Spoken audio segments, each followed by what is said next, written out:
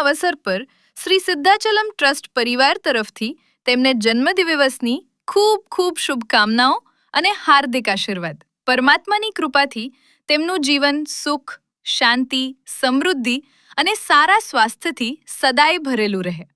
સુરજીત, તમને જન્મદિવસની ખૂબ ખૂબ શુભકામનાઓ. જો આ વિડીયો તમને પસંદ આવ્યો હોય તો જરૂરથી લાઈક કરો, શેર કરો અને તમારા પરિવારજનો તથા મિત્રો સુધી પહોંચાડો.